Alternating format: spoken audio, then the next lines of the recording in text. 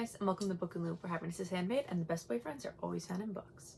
So I am ashamed that I have not made a video in so long for you guys. I've been trying to kind of do the little YouTube shorts in the meantime. I've just been so busy between work and personal stuff that I haven't really had a chance to sit down and record a video for you guys. But that doesn't mean I haven't been reading. I have been reading as much as I can. Unfortunately, I haven't made an I Read It All video since May, which is so sad and I'm really upset about it. But I'm going to be giving you guys my I Read It All for May today, and hopefully that will make up for it. And I will have a couple rapid fire videos that I'll be posting hopefully soon, and that way we can get all caught up. It's gonna be September in a few days, so we're gonna try and get everybody all caught up, and I'm gonna try and pull you guys along with me. But for today, we are going to be doing a recap of my May I Read It All challenge. I only read 3 books for I Read It All in May. They were all by the same author, so I'm going to give you guys a quick overview of each book. We're going to go through it fast, so I hope you guys will be able to stay along with me. So without further ado, let's jump into it.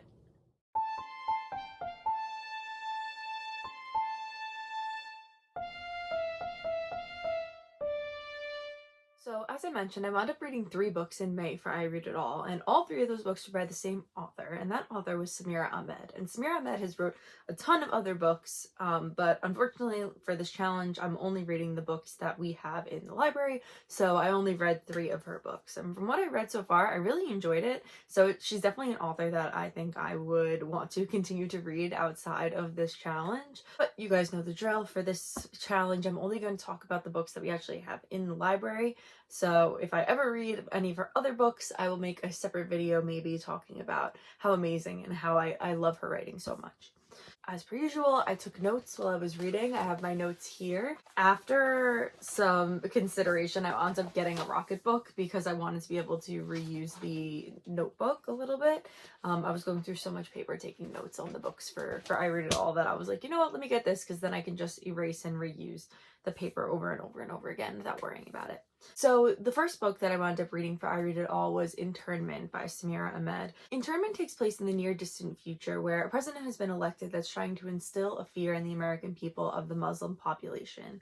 In order to do so, the president kind of mandates a curfew for the Muslim American people within their community as a whole, as well as kind of encouraging these communities to shun their Muslim American neighbors and kind of not use their businesses or to fire them from their jobs, kind of really limiting the Muslim Americans to only doing certain things within their community and making it really where they're not welcome.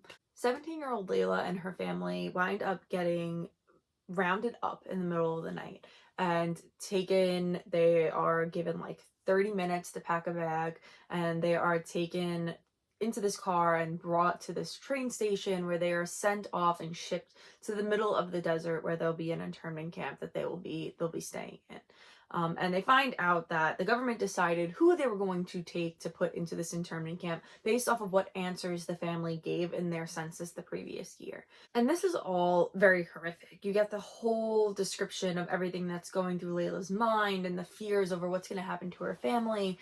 And even despite all of these fears and these horrors, and Layla is feeling trapped and like she needs to try and do something, she needs to fight back. Her parents are kind of saying like, don't fight back, like we're gonna just go with the flow, like in order to survive we need to just kind of go along with it. But Layla doesn't really want to go down without a fight. She's determined to get the word out about everything that's going on in the camp, and that these are innocent people that were just regular citizens that were being taken and detained for no reason. So together with the new friends that she makes at the camp, Layla decides to plan some small acts of rebellion that she's hoping will gain some attention from not only the guards in the camp, but also the world at large.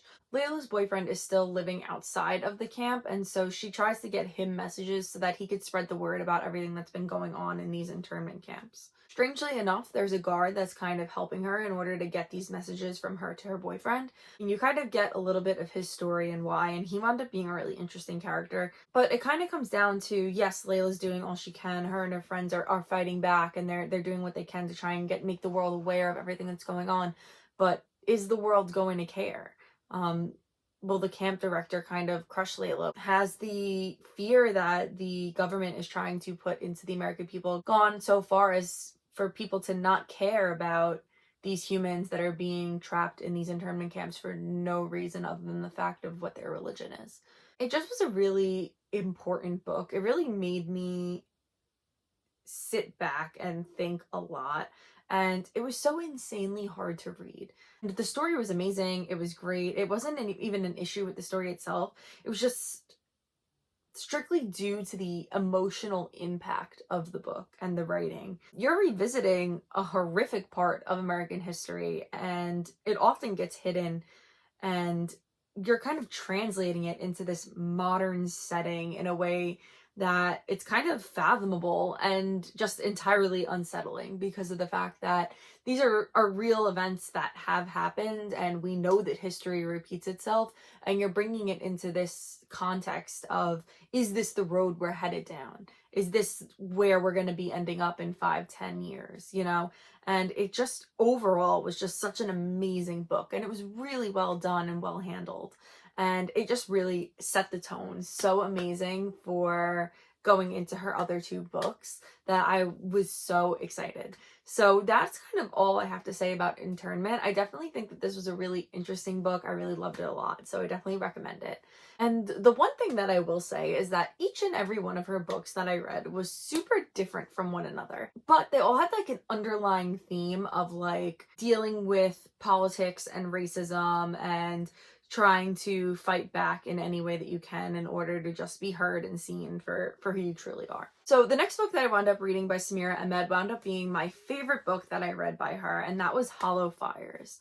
And I wasn't sure if anything was going to top Internment, because I really did love Internment a lot, but I wound up liking Hollow Fires even more, which I was pleasantly surprised with. Hollow Fires is a dual point of view murder mystery told from the point of view of a high school journalist and the 14-year-old boy who was murdered across town from where she lives. So the 14-year-old boy, and I apologize if I'm butchering the pronunciation of this name, but the 14-year-old boy's name was Jawad, and he is a inventor. He loves to create things, and he would go after school to his high school library's makerspace and kind of just create. And the librarian there was super encouraging and really wanted him to kind of explore all these different things and to really use the materials in the library to create. Jawad uses old soda bottles and tape to make a costume jetpack for his Halloween costume that year. And he is so excited to show it off. He decides that he wants to bring it to school in order to show all of his friends. But unfortunately, a teacher winds up seeing him with the makeshift jetpack, and she winds up calling the police on him. And she is saying that she thinks that this student is a terrorist and he brought a bomb to school. So this kind of opens up problems across the entire city as white supremacists terrorize the Muslim and Jewish communities that live there. After a while, Jawad is kind of being bullied at school, and eventually he winds up going missing. Across the city, Safiya is a high school journalist, and she is not one to keep her mouth shut. She will go after the story that she wants to tell, no matter what, no matter how many times her principal and the supervisor for the paper tries to shut her down. Safiya is determined to get that story, and she's determined to tell the truth. And not only that, but Safiya is absolutely determined to figure out who is behind the hate crimes that have been plaguing the city, and she is being guided by the ghost of Jawad. And I will say that this book had a complete twist ending. I had no clue going into it that it was based on a true story. And you get the whole story at the end of the book, where it tells you how it was based on real events, a real thing that happened in history, and it just kind of like chills you. And it was just another heart-wrenching story, but this one had a little bit more of like a thriller aspect. I mean, I will say that Internment was also kind of a thriller, but this was like more like a classic like murder mystery thriller. And I would definitely say it compares really well to Ace of Spades by Farida Abike Iyimide. And I would really feel inclined to recommend both of them to a reader looking for a political thriller. I think that they both read very similar, but also have the unique voices and the unique storylines as well. So I just think they were both so good. I really loved both of them. So I would say that they they compare well, and I would definitely recommend both of them to somebody that was interested in that kind of story. The last book that I read for May was Love, Hate, and Other Filters, also by Samira Ahmed. And this actually wound up being, I'm afraid to say, my least favorite of the 3 books that I read by her. I didn't think that the writing felt as strong as it did in the other 2. I still found the book overall entertaining, but I had a very clear preference for the first 2 books that I read by her. I think that they were just a totally different tone of a story, and the writing was so improved in those 2. So I really wound up loving Internment and Hollow Fires, and Love, Hate, and Other Filters I still enjoyed, but I didn't love it to the same level as I loved the other 2. So that being said, this book follows the story of Maya, and Maya is kind of torn between 2 lives. She has the one that her parents want for her, and the one that she wants to live. And she is kind of unable to follow her own path, and so Maya kind of prefers to hide behind her video camera. Her parents kind of want her to be close to home. They want her to have an arranged marriage to a nice Muslim boy, and they want her to pick a realistic college major close to home. But Maya wants to go off to New York and go to film school, and she really wants to date the boy that she's had a crush on since she was in elementary school. Maya is kind of moving more towards the life that she wants and kind of preparing herself to go against her parents. And as she is preparing to do this, a terrorist attack happens not too far from where her home is. And Maya starts to question what she really wants from life. Fear and hate and a whole storm of other emotions kind of swirl around her, and she starts to realize that the world is a whole lot bigger and scarier than she originally thought. Now Maya has to kind of decide if she's brave enough to go against her parents and to enter into a world that is honestly terrifying and full of hate. This book kind of gave me 10 Things I Hate About Me by Randa Abdel Fattah vibes, but I did think it was a little better executed than that one. She doesn't really shun her heritage or who she is as a person. She loves her culture, but at the same time, she wants to deviate from the path her parents have set forth for her. Again, I didn't think this book was bad. I think it was actually pretty good. I just didn't love it as much as the other 2 books. That's kind of like what happens when you're binging an author's list of books and you kind of have no choice but to compare them to one another. I mean, everybody says you don't have a favorite child, but sometimes you do. And in this case, my favorite child was Hollow Fires. So I definitely think that all 3 books by Samira Ahmed are worth the read. I think she's a really talented writer. I think she really handles really tough topics very well. We are living for the representation that she brings to the library as well as to the world of books at large. I'm really excited to get a chance to read some of her other books as well. I'm going to try and convince the person in charge of collection development in our library to pick up a few of her other books just because I think it would be really worth it. I think it would really be great to include some more of her books into our collection. So that is all I have to say about my I Read It All for May. Since we are in August currently at the time of filming, I have a little bit of insight into the fact that while I do have an I Read It All video planned for June, I did not do any I Read It All for July or August. I had a lot going on with my book discussions that I do for work, as well as book club that I do with some of my friends. So I had a lot of reading that I had to get done that was outside of I Read It All, but I am determined in September to jump back into it.